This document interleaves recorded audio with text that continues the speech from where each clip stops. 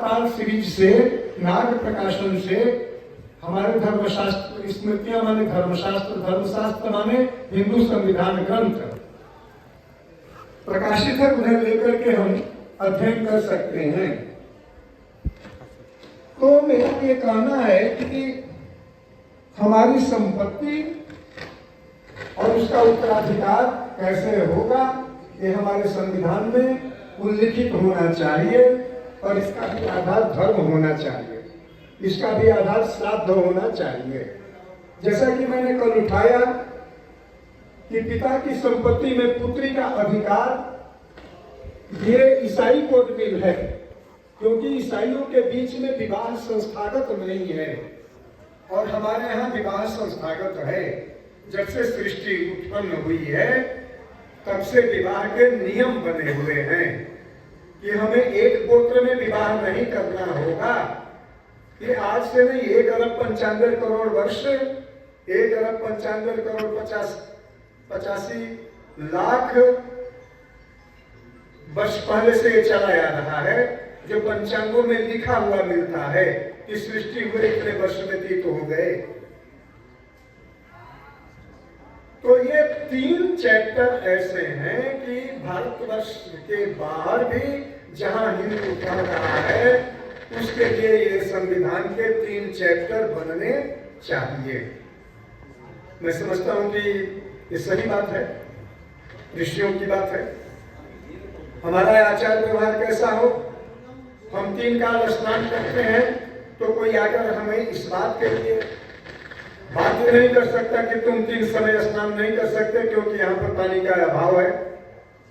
अगर पानी का अभाव है तो हम जल छिड़क करके स्नान कर लेंगे। एक चौथा चैप्टर है संविधान निर्माण में, चौथा चैप्टर है, हम लोगों की संगोष्ठी चल रही है और हिंदू राष्ट्र का संविधान का निर्माण कैसे होना चाहिए, उसकी प्रक्रिया क्या होनी चाहिए और उसमें कितने अध्याय जुड़ने चाहिए, इस पर मैं एक प्रस्तावना रख रहा हूं। और आज की इस अंतर्राष्ट्रीय संगोष्ठी की अध्यक्षता काठमांडू नेपाल राष्ट्र से आए हुए हमारे वयोवृद्ध विचारक सम्माननीय प्रेम लश्करी जी कर रहे हैं। तो मैंने कहा कि हिंदू राष्ट्र जो इस पृथ्वी पर बनेंगे, जो बनने चाहिए, जो बनकर के रहेंगे, हो सकता है कि मैं इस शरीर में न रहूं, हो सकता है कि हमारे मित्र जो धार्मिक है इस शरीर में न रहें, धर्मेशा जी, हम सभी इस शरीर में न रहें, लेकिन रहेंगे क्योंकि हमारी मान्यता है।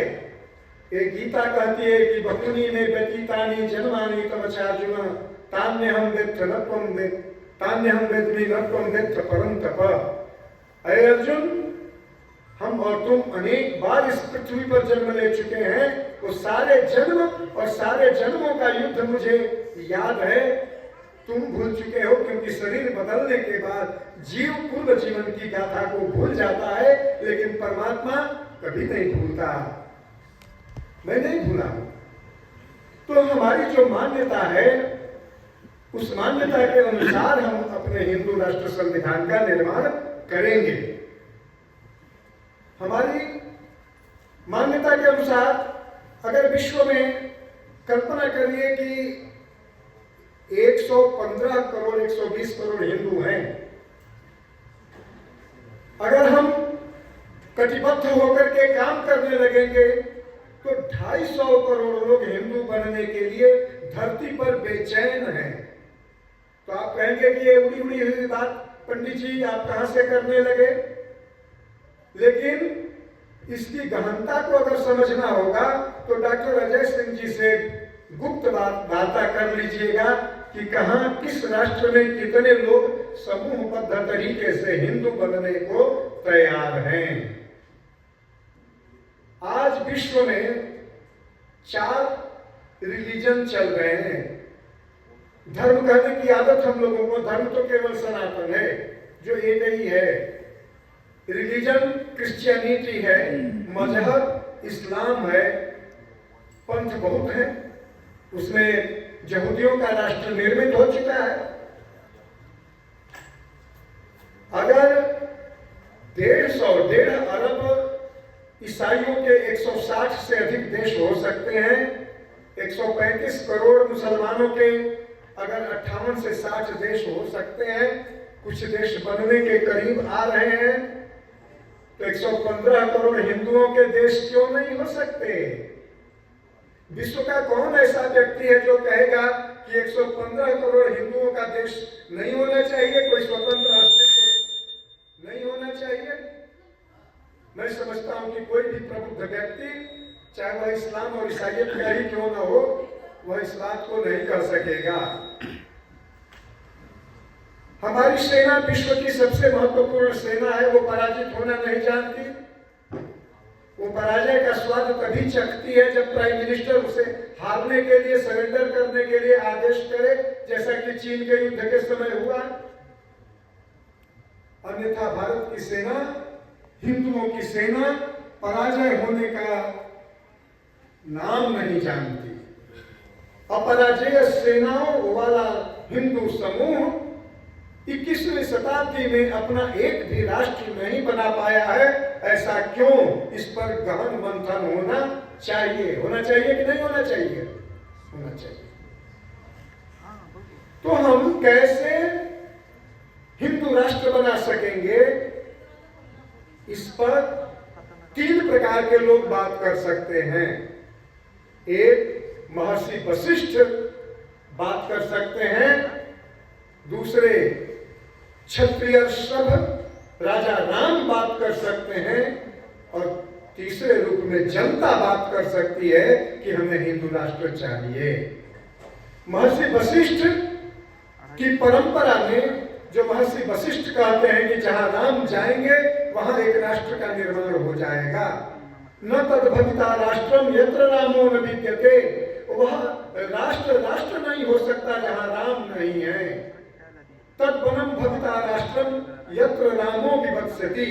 वह वन राष्ट्र बन जाएगा जहां राम निवास करेंगे। ये वाल्मीकि रामायण में महर्षि वशिष्ठ कहते हैं। और महर्षि वशिष्ठ का यह संकल्प, यह श्लोक जो वाल्मीकि जी दोहराते हैं, प्रचेता पुत्र लिखते हैं, वो संविधान की खुली उद्घोषणा है कि हिंदू राष्ट्र वहां पर संपन्न हो जाएगा, निर्धारित हो जाएगा, बन जाएगा, जहां प्रेम लश्करी जैसे लोग सनातन को हृदय में धारण करके अपने जीवन को प्रतिक्षण जीने का संकल्प लेकर के चलते हैं। राष्ट्र माने एक समूह। अथर्ववेद में राष्ट्र की परिभाषा देते हुए ऋषि ने कहा, समोजो बलम समहमेशम।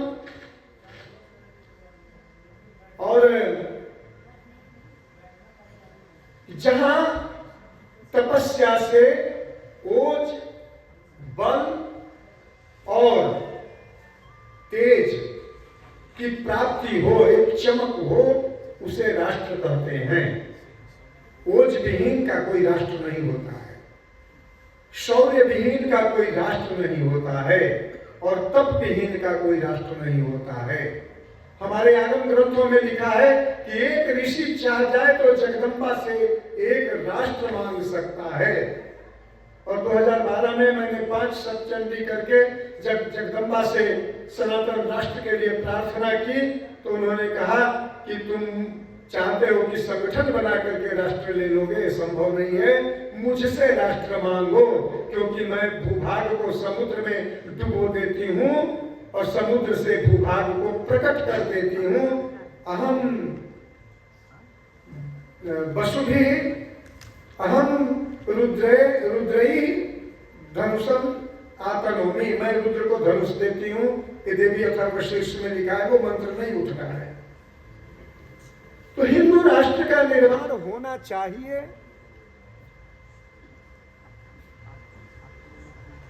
देखो तो क्या हिंदू राष्ट्र का निर्माण होना चाहिए। यह बात जनता बोलने लगी है, भारत की जनता बोलने लगी है। और भारत के भीतर जब आवाज उठने लगी है, तो अमेरिका, ऑस्ट्रेलिया, यूरोप से हिंदुओं के द्वारा समर्थन मिलने लगा है। इस कार्य करने वालों को धन मिलने लगा है। मेरे पास नवंबर में यूएसए से चल करके डॉक्टर रमन त्रिपाठी आए, इंजीनियर हैं, अपनी उनकी एक छोटी सी कंपनी है कंप्यूटर की, लगभग 5 करोड़ रुपया लेकर के वो भारत में सनातन धर्म की सेवा के लिए 2022 में आते हैं और 24 में हमारी उनकी भेंट होती है, जब काशी में वो 2 करोड़ के आसपास खर्च कर चुके होते हैं और कोई परिणाम नहीं निकलता है। तब लोगों ने कहा कि आप गलत जगह बैठे, आपको जहां जाना चाहिए वहां गए नहीं, आप डॉक्टर कामेश्वर उपाध्याय से मिलिए। जब वो आए और उन्होंने कहा मुझे सनातन की सेवा करनी है, तो हमने कहा फिर आप अमेरिका से भारत क्यों चले आए? सनातन तो अमेरिका में भी है, ये संपूर्ण पृथ्वी सनातनी है, संपूर्ण पृथ्वी वैष्णवी है, क्योंकि भगवान विष्णु की शक्ति ही पृथ्वी बनकर के उत्पन्न होती है। इसलिए दक्षिण भारत में पृथ्वी माता का मंदिर है, जिसे भूदेवी कहते हैं। कैलिफोर्निया में भी वहां के लोगों ने मंदिर बनाया है, आप वहां से सनातन की सेवा कर सकते थे। वो झेपे, उन्होंने कहा कि मैं हिंदू राष्ट्र देखना चाहता हूं। एक ऐसा विनम्र आग्रह, जैसे बच्चा कहे कि मुझे एक सुंदर सा खिलौना चाहिए, एक विद्वान के सामने आकर के एक इंजीनियर कहता है मैं हिंदू राष्ट्र देखना चाहता हूं। मुझे उनके भाव बहुत निश्चल और पवित्र लगे, तो मैंने कहा मैं आपको एक उपाय बताता हूं हिंदू राष्ट्र निर्माण के लिए, आप इस कार्य को करिए और भारत में घूम करके पूछिए कि आचार्य कामेश्वर उपाध्याय ने आपको जो सुझाव दिया है हिंदू राष्ट्र निर्माण के लिए, वह सुझाव सही है कि गलत है। मैं भी उस पर विमर्श करूंगा। मैंने बताया 51 शक्तिपीठ हैं। प्राचीन भारत की भूमिका, प्राचीन भारत की परिधि, प्राचीन भारत का आउटडोर इन्हीं 51 शक्तिपीठों से निर्धारित होता था। कनखल में दक्ष प्रजापति ने यज्ञ किया और कनखल के यज्ञ में यज्ञ मंडप के भीतर माता सती ने अपना शरीर त्यागा, उनके शरीर से लपट निकली और वो जो सूक्ष्म शरीर गायब हो गया, डेड बॉडी नीचे पड़ी रही। भगवान सदाशिव आते हैं और सती के शरीर को उठा करके अपने कंधे पर रखते हैं, माथे पर रखते हैं, कंधे पर नहीं, और तांडव नृत्य शुरू करते हैं। 10 दिशाएं कांप उठती हैं, एक पैर हिमालय की एक श्रृंखला पर और दूसरा पैर दूसरी श्रृंखला पर। पर्वतों का निर्माण एक श्रृंखला में नहीं होता, 4-4, 5-5, 7-7 श्रृंखलाओं में पर्वत चलते हैं। इसलिए एक पर्वत की चौड़ाई कभी कभी 400 किलोमीटर 300 किलोमीटर तक होती है चौड़ाई। हिमालय की चौड़ाई देखे कोई जाकर के। और भगवान विष्णु सुदर्शन चक्र से जगदम्बा के अंगों को काट काट करके गिराना शुरू करते हैं और वो अंग पृथ्वी पर जहां गिरते हैं पाषाण बन जाते हैं, पत्थर बन जाते हैं। और वो 51 खंड में जगदम्बा का शरीर का अंग कट कट करके जहां गिरा, वो सारी की सारी पूज्य भूमि सनातन हिंदू राष्ट्र की सीमा रेखा है। और वो उद्घोष है कि मैं जगदम्बा सनातनी सती सनातन राष्ट्र की परिधि हूं, मेरी आराधना करो और सनातन राष्ट्र को प्राप्त कर लोगे। मेरे पहले अनेक ऋषियों ने इस संदर्भ में कहा है, लेकिन मेरे कालखंड में मेरे अतिरिक्त इस विषय को किसी ने नहीं उठाया। तो मैंने डॉक्टर रमन त्रिपाठी को कहा कि 51 शक्तिपीठों के 51 नाम तंत्र चूड़ामणि ग्रंथ में दिया हुआ है, स्थान का उल्लेख दिया है। 3 नेपाल में शक्तिपीठ हैं, नेपाल के लोग यहाँ पर हैं। 3 शक्तिपीठ नेपाल में है। 4 शक्तिपीठ बांग्लादेश में 1947 के बाद चले गए, 4 3 7 हो गया। एक श्रीलंका में है 8, एक मानसरोवर 9 और एक शक्तिपीठ में विस्मृत हो रहा हूं। 10 शक्तिपीठ भारत की परिधि से बाहर, श्रीलंका, चीन और बांग्लादेश, पाकिस्तान, एक पाकिस्तान में। तो ये 51 शक्तिपीठों के 51 देवियों का और उनके 51 भैरवों का आहुति देना शुरू किया जाए, यज्ञ शुरू किया जाए। आज से 5100 वर्ष पहले अगर यज्ञ के कुंड से याज्ञसेनी और धृष्टद्युम्न पैदा किए जा सकते हैं, जो महाभारत में अपनी भूमिका का निर्वाह करते हैं, तो आज का आचार्य हिंदू राष्ट्र के निर्माण के लिए भी आहुति देने के लिए तैयार है। अगर कोई नहीं मिले तो मैं तैयार हूं इस कार्य को करने के लिए। आइए संकल्प लिया जाए कि हम तब तक यज्ञ करते रहेंगे, मूल प्रकृति को न सोएंगे न सोने देंगे, विष्णु को चक्र उठा करके दौड़ने के लिए बाध्य करेंगे कि हमको एक सनातन हिंदू राष्ट्र चाहिए। हम मचल गए हैं, हे जगदम्बा हिंदू राष्ट्र लिए बिना अब मानेंगे नहीं। हमारा तब तक रुदन चलता रहेगा जब तक तुम हिंदू राष्ट्र थाली में परोस करके हमें दे नहीं देती, अपने पुत्र को हिंदू राष्ट्र के माध्यम से संतुष्ट करके रोने से मना नहीं लेती। आप ये मत सोचिए कि मैं कोई काल्पनिक बात कर रहा हूं, ये यहूदियों की बात कर रहा हूं। प्रतिदिन विस्थापित यहूदी उठता था 2 की संख्या में, 4 की संख्या में, 10 की संख्या में, 20 की संख्या में, 100 की संख्या में, 500 की संख्या में, और अपने स्थान से 10 कदम जेरूसलम की ओर चलता था और कहता था, ऐ पवित्र जेरूसलम तुझे प्रणाम है, मैं तुम्हारे तक नहीं पहुंच पा रहा हूं क्योंकि वहां पर शत्रुओं का अधिकार है, शत्रु सेना वहां पर है। अगर हम वहां जाना चाहेंगे तो हम मार दिए जाएंगे, लेकिन हम तुम्हारी ओर 10 कदम बढ़ रहे हैं और संकल्प ले रहे हैं कि हम जेरूसलम को प्राप्त करके दम देंगे। और उन्होंने जेरूसलम को प्राप्त कर लिया। आज राजा, आज प्रधानमंत्री, आज राष्ट्रपति भयभीत है। किससे भयभीत है? डीप स्टेट से भयभीत है। 1994 से लेकर के 2004 के बीच में भारतवर्ष के अनगिनत साइंटिस्ट मारे गए। किसी की डेड बॉडी रेलवे ट्रैक पर मिली तो कोई गांव के पगडंडियों पर मरा हुआ मिला। उन्हें कौन मार रहा था? भारत की प्रगति को, हिंदुओं की प्रगति को कौन रोक रहा था? ब्रह्मोस का निर्माण न हो सके, किसका संकल्प था? परमाणु बम का विस्फोट भारतवर्ष न कर सके, अवरोध किसने खड़ा किया था? प्रतिबंध किसने लगाया था? विश्व पर हम राज्य कर सके, और राज्य करने का एकमात्र अधिकार ईसाइयों का है। यह संकल्प किसका है? विश्व मनुष्य का। विश्व मनुष्य शब्द भी संस्कृत ऋग्वेद के 6ठे मंडल का विश्व मनुष्य शब्द है। ये बहुत बड़ी बात है। विश्व मनुष्य की धरोहर है। यह विश्व मनुष्य को ऋग्वेद की ओर से देन है कि विश्व के प्राणियों को, विश्व के मनुष्य को हम एक परिवार मानते हैं, विश्व मनुष्य मानते हैं, और मेरा जितना अधिकार है उतना ही अधिकार हम उनका मानते हैं। मैं बार बार भटक जा रहा हूं, मैं बार बार उठ करके भूमिका में दूसरी ओर चला जा रहा हूं। मूल विषय है कि हिंदू राष्ट्र का निर्माण कैसे हो। तो अगर हम 15 हिंदू राष्ट्र का निर्माण कर रहे हैं, जैसा निश्चलानंद जी महाराज विगत 10 वर्षों से हिंदू राष्ट्र का अभियान चला रखे हैं, पुरी जगन्नाथ जी के जो शंकराचार्य हैं, वो कहते हैं कि अगर भारतवर्ष की सत्ता तैयार हो जाए तो 15 छोटे छोटे देश हिंदू राष्ट्र बनने के लिए तैयार हैं। लेकिन भारत के प्रधानमंत्री में यह साहस नहीं है कि वह हिंदू राष्ट्र की बात कर सके। जवाहरलाल नेहरू को छोटा दिखाना है। जो कांग्रेस से अतिरिक्त पार्टी का होगा उसका संकल्प होगा, कांग्रेस के अतिरिक्त पार्टी का जो भी नेता होगा उसके मन में यह बात अवश्य आएगी कि मैं जवाहरलाल नेहरू को कैसे लांघ जाऊं, क्रॉस कर जाऊं, उनके व्यक्तित्व का अतिक्रमण मैं कैसे कर जाऊं, और होना भी चाहिए।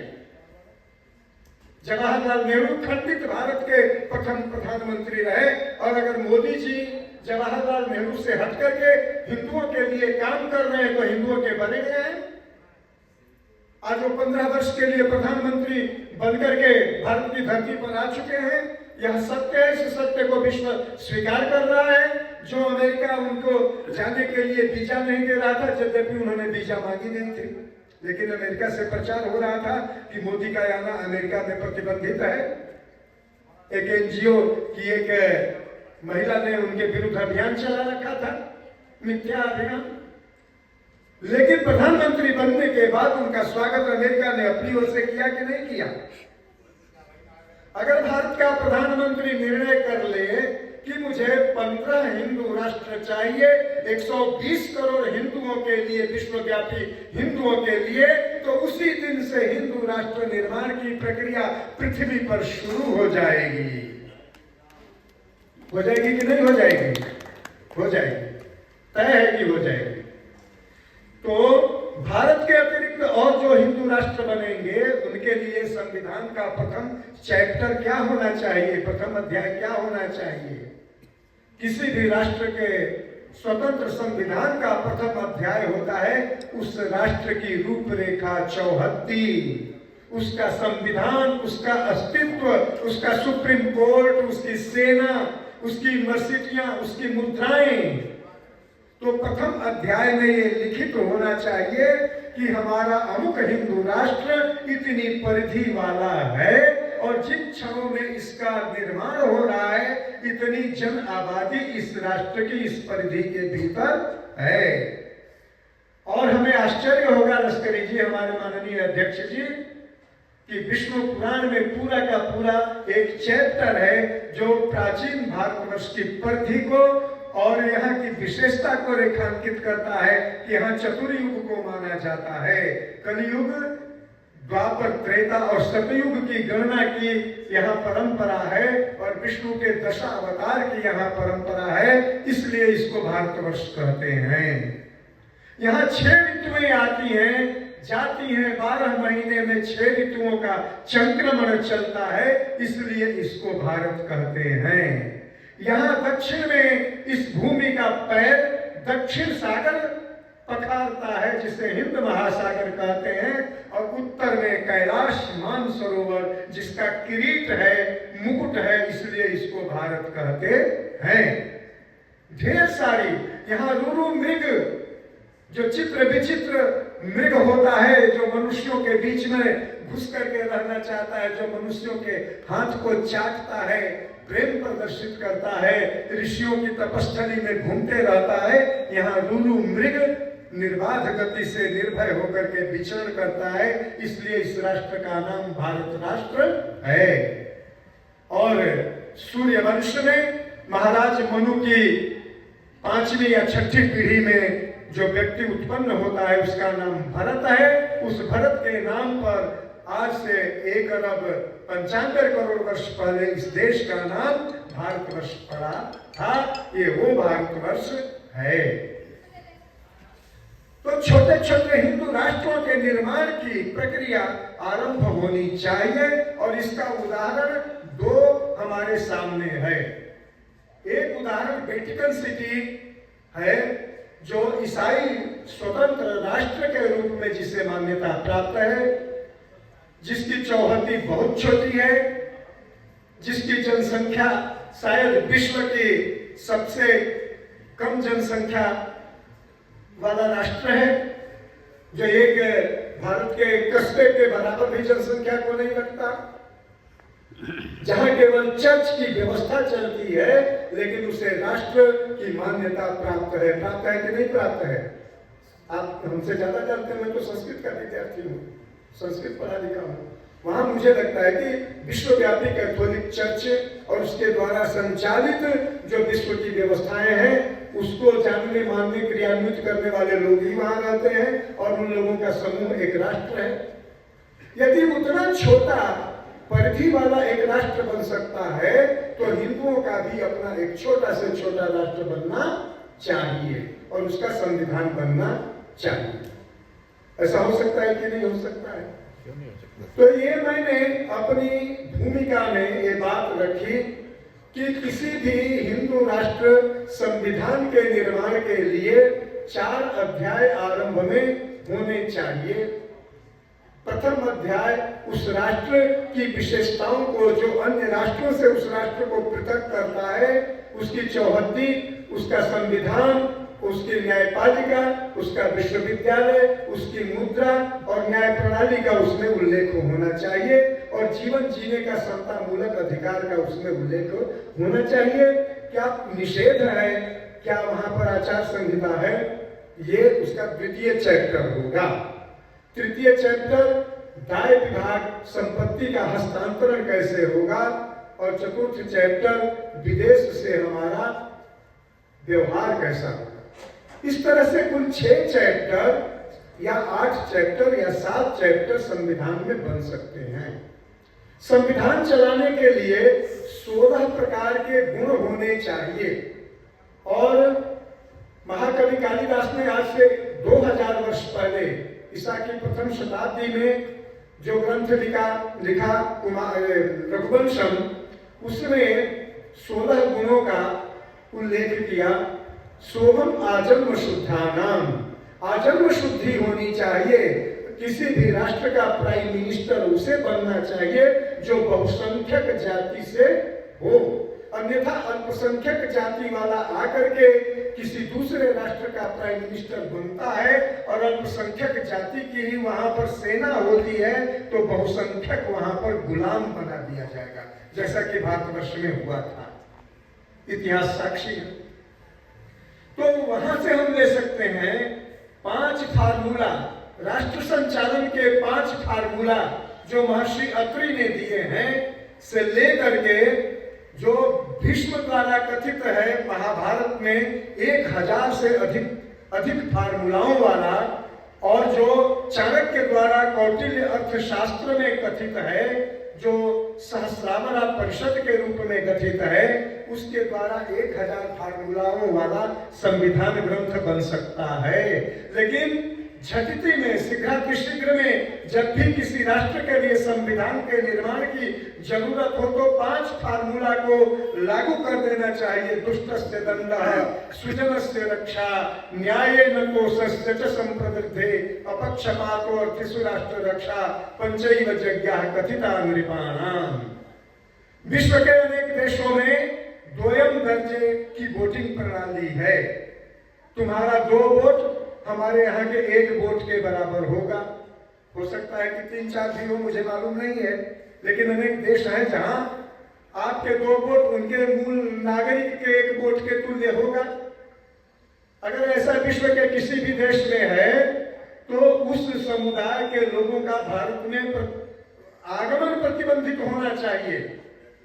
जो राष्ट्र हमारे जीवन समूह के विरुद्ध आचरण करता है और पृथकता दिखलाता है, भेदभाव दिखलाता है, उसका हमारे राष्ट्र की परिधि के भीतर प्रवेश निषिद्ध होना चाहिए, कड़ाई के साथ निषिद्ध होना चाहिए।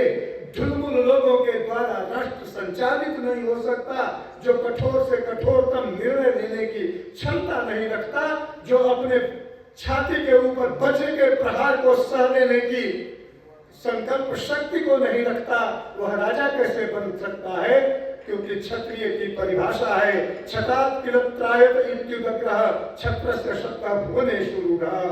आत्म बचाओ बचाओ ये शब्द आया, जब तक उसकी हत्या हो सके उसकी रक्षा का कवच सुदर्शन चक्र वहां पर पहुंच जाना चाहिए, तब तो किसी राष्ट्र की सफलता उसके संविधान में निहित है, अन्यथा निहित नहीं है।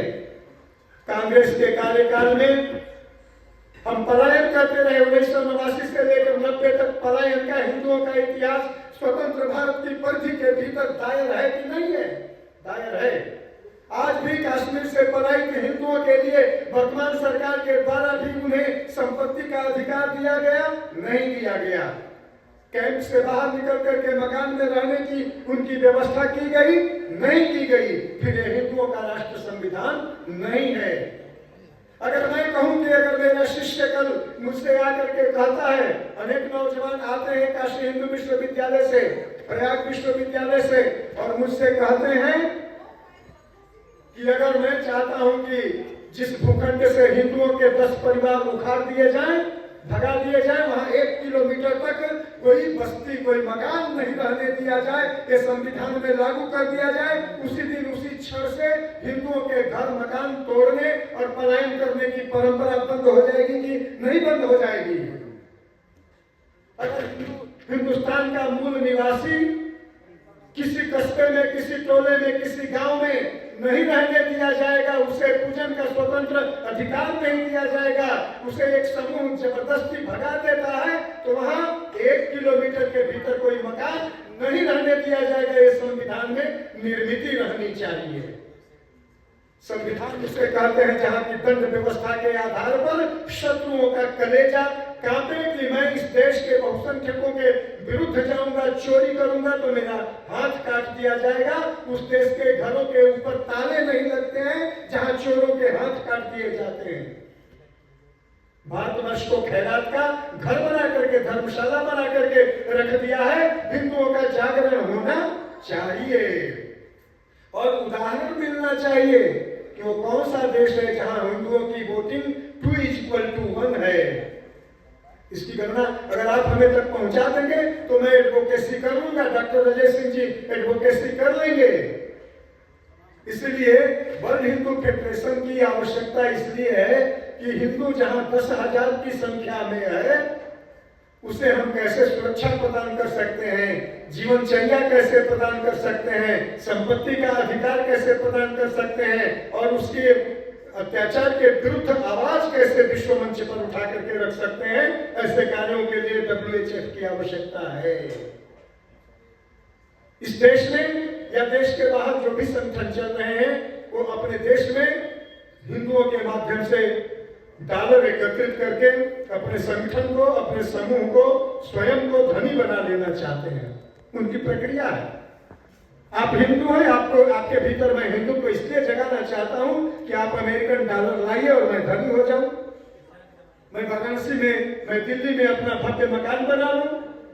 लेकिन भारत के बाहर हिंदुओं के ऊपर अत्याचार क्या हो रहा है, हिंदुओं के नेत्र से जो टपकने वाले आंसू हैं वो लाल क्यों हैं, उसमें रक्त क्यों मिश्रित है, इस पर इस संदर्भ में बात करने के लिए विश्व का कोई भी हिंदू संगठन क्यों नहीं तैयार है?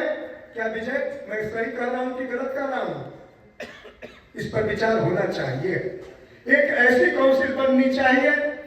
हमको संगठन के लिए संदर्भ में इसलिए सोचना चाहिए कि प्रति वर्ष $100 एक ऐसा कोष बनाया जाए जिसमें प्रति वर्ष $100 जमा किया जाए और उस डॉलर को निकाला नहीं जाए, उस डॉलर में वृद्धि होने दी जाए और उस डॉलर को केवल युद्ध विभीषिका और भूकंप विभीषिका, बाढ़ विभीषिका में हिंदुओं के जीवन धन की रक्षा करने के लिए उस डॉलर का केवल प्रयोग होना चाहिए। तो मैं अपने यज्ञ की पवित्र कमाई से, मंत्र बोलने से, पसीना छूने के बाद जो मुझे दक्षिणा मिलती है उसमें से मैं $100 प्रतिवर्ष देने के लिए वचनबद्धता आज यहाँ जाहिर करता हूँ। इस तरह की योजनाएं हमें बनानी पड़ेंगी। चूंकि मैंने 2007 में ईसाइयत का इतिहास लिखा, 2000 वर्षों का, ईसाइयों ने संपूर्ण विश्व पर कैसे अपने साम्राज्य को फैलाया, मुसलमानों ने कैसे अपने साम्राज्य को फैलाया, किस तरह से मुसलमानों के भीतर 600 जातियां आज हैं। आपको मालूम ही नहीं है कि मुसलमानों के भीतर 600 जातियां हैं, एक दूसरे के प्राण को लेने के लिए आतुर हैं। और केवल हिंदुओं में चर्चा की जाती है कि हिंदुओं में बहुत जातियां हैं। मनुस्मृति से लेकर के जागीरवंश के स्मृति में केवल 36 ओनली 36 कास्ट, केवल 36 जातियों का उल्लेख हमारे धर्मशास्त्र में और शुक्ल यजुर्वेद की जागेश्वरी संहिता में प्राप्त है। मुगल काल में ये जातियां 300 तक बढ़ा दी गई। भंगी नामक जाति मुगल काल में हिंदुओं में बनाई गई, जो सिर पर बिष्ठा लेकर के ढोने के लिए मुगलों ने जिन्हें बाध्य किया। नहीं तो 36 से अधिक जातियां हिंदुओं में, धर्मशास्त्र में, वेदों में, पुराणों में कहीं नहीं है। अगर भारतवर्ष का प्रधानमंत्री एक झटके से निर्णय लेता है कि केवल 36 जातियां जो वेदोक्त हैं वही स्वीकार की जाएंगी, अथवा केवल 4 वर्ण को ही 4 जाति में हम कन्वर्ट करते हैं, तो आज जो 30,000 जातियां मनमोहन सिंह के काल खंड तक बढ़ा करके हिंदुओं की शक्ति को विभाजित करने के लिए रची गई हैं, बनाई गई हैं, वो सारी जातियां एकत्रित होकर एक समूह में बदल जाएंगी। नदी की धारा, नदी को नष्ट करना हो तो उसमें से 20-25 नहर निकाल दीजिए, उसके पानी को डाइवर्ट कर दीजिए, नदी खत्म हो जाएगी। नदी वेगे न जीवती, नदी की प्राण रेखा उसके जल का वेग होता है, उसके वेग को समाप्त कर दीजिए, नदी समाप्त हो जाएगी। हिंदुओं के साथ हिंदुओं को समाप्त करने के लिए चर्च के द्वारा 1000 वर्ष आगे तक की योजना बनी है और हम 5 वर्ष आगे तक की केवल सोचते हैं, जिसे पंचवर्षीय योजना या एक चुनाव कहते हैं। इस तरह की बात कोई संगठन ही खत्म कर सकता है। इसलिए हमें आगे बढ़ना होगा और हिंदू राष्ट्र संविधान निर्माण के लिए जो हमने 4 तत्वों का, 4 अध्यायों का वर्णन किया है, 5 सूत्रों का वर्णन किया है, उसके लिए सोचना होगा। और भारतवर्ष में जो समूह जागृत होकर के हिंदू राष्ट्र की मांग कर रहे हैं, उनकी सूची को बद्ध करना होगा कि ये समूह है, ये लोग हैं जो हिंदू राष्ट्र के लिए निर्भीक होकर के मंचों से जनता के बीच में बोल रहे हैं। स्वामी निश्चलानंद जी बोल रहे हैं हिंदू राष्ट्र बनना चाहिए, सनातन संस्था बोल रही है हिंदू राष्ट्र बनना चाहिए, WHF बोल रहा है हिंदू राष्ट्र बनना चाहिए, आनंद स्वरूप महाराज बोल रहे हैं, रोज अपना वीडियो जारी करते हैं हिंदू राष्ट्र बनना चाहिए, धीरेन्द्र शास्त्री बोल रहे हैं, जनपद यात्रा निकाले हुए हैं हिंदू राष्ट्र बनना चाहिए, विदेश के अनेक हिंदू नागरिक बोल रहे हैं कि विश्व की धरती पर हिंदू राष्ट्र बनना चाहिए। हे जगदम्बा मूल प्रकृति, मैं अपनी दोनों भुजाओं को उठाकर आपसे प्रार्थना करता हूं, आपका यह पुत्र आपसे प्रार्थना करता है, हे सनातनी जगदम्बा, इस पृथ्वी के पक्ष पर सनातन राष्ट्र के अनेक संविधान बनने चाहिए, हमें यह अवसर प्राप्त कराओ माता। हम तुम्हारे चरणों में पुष्प समर्पित करने के लिए तैयार बैठे हैं। इतनी ही प्रस्तावना को रख करके मैं अपनी बात को यहीं पर पूर्ण करता हूं। साइंटिस्टों के द्वारा दिए जाते हैं और जो उनके दिए हुए सिद्धांतों को विश्व की यूनिवर्सिटियों में पढ़ाया जाता है। विश्व की यूनिवर्सिटियों में जो साइंस पढ़ाया जाता है वो एक प्रकार से दृष्टिबद्ध होता है कि हमें ईसाइयत की एकेडमी के अनुसार उसको ढाल करके पढ़ाना है। इसलिए सारे प्रश्न सनातन धर्म के को लेकर के उठते हैं। उदाहरण के तौर पर न्यूटन को जब अपने गणित के सूत्रों द्वारा आइंस्टीन ने काटा, बुध ग्रह में जो 1 सेकंड का फ्रिक्शन आ रहा है उसको गणित के द्वारा सिद्ध किया, और जब कहा कि इसी यूनिवर्स का सेंटर पॉइंट अज्ञात है और सूर्य से जो किरणें निकलती हैं वो किसी भी पिंड में जाकर के वहां पर समाहित होती हैं, तो कोई भी यूनिवर्स का पिंड सेंटर पॉइंट हो सकता है। लेकिन वही आइंस्टीन डर के मारे, चर्च के डर के मारे ये नहीं कर सका कि पृथ्वी भी यूनिवर्स का केंद्र हो सकती है, सेंटर पॉइंट पृथ्वी हो सकती है। आज से न्यूटन के काल तक सूर्य केंद्रित गणना चलती थी। अब ये सिद्ध हो गया कि हम कहीं भी केंद्र बना करके ग्रहों की गणना कर सकते हैं। जो क्वांटम फिजिक्स है वो कणवाद को लेकर के चल रहा है, और जो वेव फिजिक्स है वह वेव को लेकर के चल रहा है, तरंगवाद को लेकर के चल रहा है। हम मनुष्य इस पृथ्वी पर दोनों का भरपूर उपयोग कर रहे हैं, क्वांटम का भी और वेव का भी। दोनों की थ्योरी में कोई सामंजस्य नहीं है, लेकिन दोनों की थ्योरी परस्पर पूर्ण सत्य है और सिद्ध है। इसलिए आज जो सत्य है और कल बदल जाए उसे विज्ञान कहते हैं, और जो हर एक समय सार्वकालिक सत्य है उसे ज्ञान कहते हैं। ज्ञान अनंत है, उसमें से जितना टुकड़ा हम जान सके उसे विज्ञान कहते हैं। हम ये नहीं कहते हैं, वो जो हमारे अवतारों का जो चित्र दिया हुआ है, वस्तुतः एक पूरी सृष्टि जब नष्ट हो जाती है, ब्रह्मा 4 अरब 32 करोड़ वर्ष के बाद जब स्वप्न ग्रहण करते हैं, सोते हैं थक करके, उनका 12 घंटा पूरा हो जाता है, तो पूरी की पूरी एक सृष्टि नष्ट हो जाती है। न सूर्य रहता है, न चंद्रमा, न प्लैनेट्स, न पृथ्वी। फिर 12 घंटे के बाद ब्रह्मा को जगाता कौन है? ये जो गहरी बातें हैं, जो नील बोर जिस पर चर्चा करता है, श्रोडिंगर जिस पर चर्चा करता है, आज के आधुनिक विज्ञान के चूड़ांत वैज्ञानिक जिन विषयों पर चर्चा करते हैं, अनेक गैलेक्सियों की जो चर्चा करते हैं, एक ब्रह्मांड से दूसरे ब्रह्मांड के बीच के गैपिंग की जो चर्चा करते हैं, वो चर्चा वेदों में है कि अगर पृथ्वी का निर्माण होगा तो पृथ्वी कितने दिनों में ठंडी होगी, पृथ्वी पर मनुष्य कितने दिनों में उत्पन्न होगा। ये सूर्य सिद्धांत ने लिखा है कि पृथ्वी बनकर के जब तैयार होती है तो 1,70,64,000 वर्ष बाद मनुष्य की सृष्टि इस पृथ्वी पर होती है। ये इतना सूक्ष्म, वो सूक्ष्मतम ज्ञान है जिसे हम वर्तमान काल के कलयुग में इंप्लीमेंट करना चाहते हैं।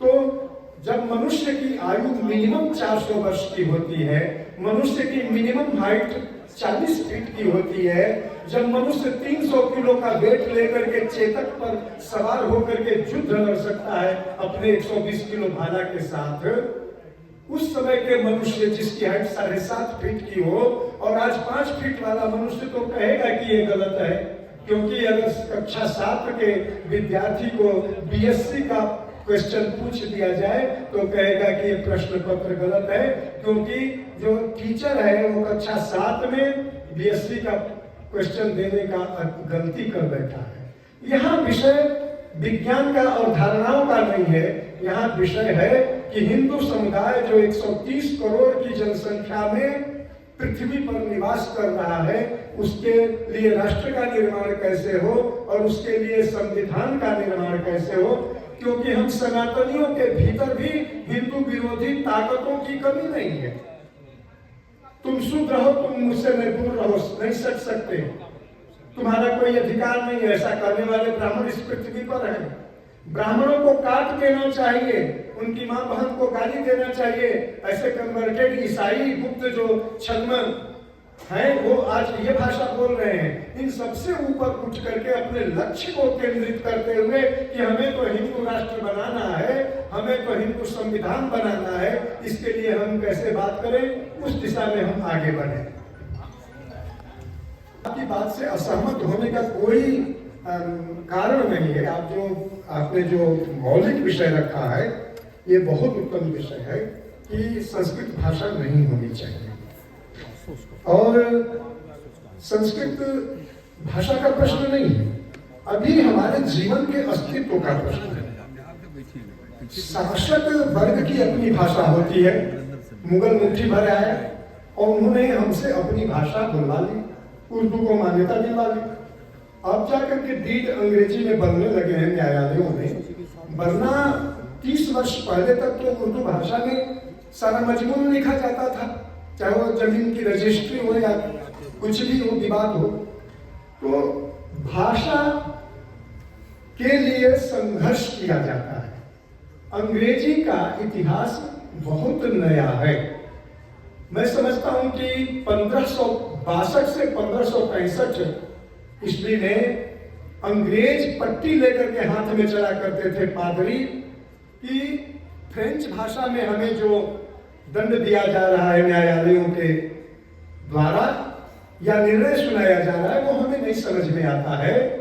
हमें प्रकारांतर से पैसा ले करके हमारी भाषा में, अंग्रेजी भाषा में इसे सुनाने का, देने का व्यवस्था दी जाए। उन्होंने मांग रखी। 1565 के बाद धीरे धीरे अंग्रेजी भाषा को स्वीकृति मिलने लगी। अब देखिए इसके पीछे जो चर्च समूह खड़ा था वो इतना तेजस्वी, धूर्त, चालाक और अग्रगामी और अग्रसोची समूह है कि जहां हम प्रमुखता से आसन जमा बैठे वहां हम जिस भाषा को चाहते हैं वो भाषा हो, और जहां हम आसन नहीं जमा पाए, हमारे अंगुली पैर नहीं जमे हैं, वहां उनकी भाषा में मिल करके, उनकी भाषा को बोल करके पहले अपना धर्म जमाओ। रूस आज इस दंश को झेल रहा है। रशियन भाषा बोलते हुए church, Orthodox church, Protestant church वहां पर अपने ईसाइयत को फैला रहा है। वहां भाषा की लड़ाई नहीं लड़ना है। भारतवर्ष में भी गिरिजनों के बीच में वो जो भाषा की लड़ाई नहीं लड़ रहा है, उनकी भाषा बोलते हुए कन्वर्ट कर रहा है। हम आपसे सहमत हैं, हम इस बात के लिए एकदम आग्रही नहीं है कि बोलने चालने की भाषा संस्कृत हो या हिंदी हो। मोदी जी ने जो नई शिक्षा नीति में सभी स्थानीय भाषाओं को जो महत्व दिया है, ये हमारी सोची समझी रणनीति का एक हिस्सा है। जी, इस दिशा में भारत में इस समय बहुत काम चल रहा है। सचमुच में आज से 1990 से सन 2000 के बीच में ये परिस्थितियां नहीं थी। माननीय अशोक सिंघल जी से 1996 में मेरी बात हुई। उन्होंने कहा हिंदू राष्ट्र कैसे बनेगा। हमने कहा जब तक वेदों के प्रति हिंदुओं के मन में श्रद्धा का भाव नहीं उत्पन्न किया जाएगा, हिंदू राष्ट्र बन करके भी क्या कर लेंगे। संस्कृत भाषा की बात छोड़ दिया जाए, विषय मैटर बहुत करता है। विषय सब्जेक्ट कि हमारा सब्जेक्ट वो सभी भाषाओं में जाए। क्या भाषा जो अगर हमारा sine theta is equal to क्या होता है, वो हमारे शाकल्य ऋषि का जो उत्पादित सिद्धांत है, जिन्होंने पृथ्वी की त्रिज्या निकाली, पृथ्वी का वो सारा मान निकाला, परिधि निकाली, वो सभी भाषाओं में गई। अंग्रेजों ने उसको पढ़ा। भाई विलियम्स ने आकर के शाकुंतलम का अनुवाद किया। इस समय इंडिया गवर्नमेंट की ओर से प्राचीन ग्रंथों के प्रकाशन की एक योजना चल रही है और उस योजना को उन्होंने दे दिया है संस्कृत संस्थान को, जहां से ग्रंथों का प्रकाशन हो रहा है। महर्षि वेद सांदीपनि वेद विद्या प्रतिष्ठान उज्जैन से भी कार्य चल रहा है और वहां से भी चारों वेदों की शाखाएं और संहिताएं प्रकाशित हो रही हैं। ये मैं पुनः अपने विषय पर आता हूँ कि आज की चर्चा का यह विषय नहीं है कि भाषा क्या हो, खान पीन क्या हो, पहनावा क्या हो, सभ्यता क्या हो। अभी संस्कृति का रक्षण और हिंदुओं के जीवन का रक्षण कैसे हो। देखिए माता जी, आपको नहीं ज्ञात है, संपूर्ण यूरोप में अपने ही लोगों का 150 करोड़ से अधिक महिलाओं का कत्ल किया चर्च ने। ईसाईयत की स्थापना के लिए यूरोप के जनधन का कत्ल किया गया, विचक्राफ्ट पर विच हंट किया गया और यूरोप के तेजस्वी माताओं ने 17वीं शताब्दी से चर्च के विरुद्ध अपना प्रदर्शन शुरू किया। उनका प्रदर्शन बहुत लंबा है। उन्होंने बच्चा पैदा करना बंद कर दिया। उन्होंने पति चुनना बंद कर दिया कि मेरा बेटा मेरे गर्भ से पैदा होगा और मुझे कहेगा कि ये चुड़ैल है, इसकी हत्या होनी चाहिए। ये चर्च का समर्थन कर देगा। एक एक महिलाओं के वध के लिए कसाई को कितना सिलिंग्स और कितने पाउंड्स जाना चाहिए, ये चर्च के दरवाजे पर टंगा हुआ मिलता था। अमेरिका में वोटिंग राइट्स महिलाओं को भारत के बाद में मिला है। तो सभ्यता और संस्कृति के संदर्भ में शिकागो यूनिवर्सिटी की प्रोफेसर महिलाएं मटिल्डा जेस्लिन गेज और जॉन सुबोस्की जो लिख रही हैं और सभ्यता में, ईसाई सभ्यता में महिलाओं का कितना जीना मुश्किल था, ये तो भारतीय महिलाओं को, प्रोफेसरों को ज्ञात ही नहीं है। सोशलिज्म के प्रोफेसरों को नहीं ज्ञात है। वो कहते हैं कि भारत में महिलाओं के ऊपर बहुत अत्याचार होता है, जबकि अत्याचार की सारी पराकाष्ठा को ईसाईयत ने महिलाओं के ऊपर तोड़ रखा है। इस पर बहुत मोटी मोटी पुस्तकें आई हैं। यह प्रश्न नहीं है। प्रश्न यह है कि इस समय विश्व में दो धाराएं चल रही हैं, दोनों बहुत मजबूत हैं। हिंदू बीच में बड़ी शक्ति के रूप में छटपटा रहा है। हिंदुओं का मित्र कौन है, इस पर विचार करना है। इस पर जब विचार 1995 में हुआ, अशोक सिंघल जी, डॉक्टर अजय सिंह जी, कामेश्वर उपाध्याय, अन्य आचार्य गिरिराज किशोर जी, ये सब हम लोग थे, तो एक बात चली कि जो अहिंसक समाज है विश्व में, वो हमारा मित्र समुदाय है और इसमें बौद्ध आता है। इसलिए 1996 से प्रयास किया गया कि हिंदू और बौद्धों की परस्पर मित्रता का आधार अहिंसा है, क्योंकि हम दोनों धर्म के विस्तार के लिए मनुष्य का वध नहीं चाहते हैं। ईसाईयत भी धर्म विस्तार के लिए क्रूसेड चलाता है और इस्लाम जिहाद चलाता है। ये दोनों मजहब और रिलीजन धर्म विस्तार के लिए मनुष्य को केवल कत्ल का साधन मानते हैं।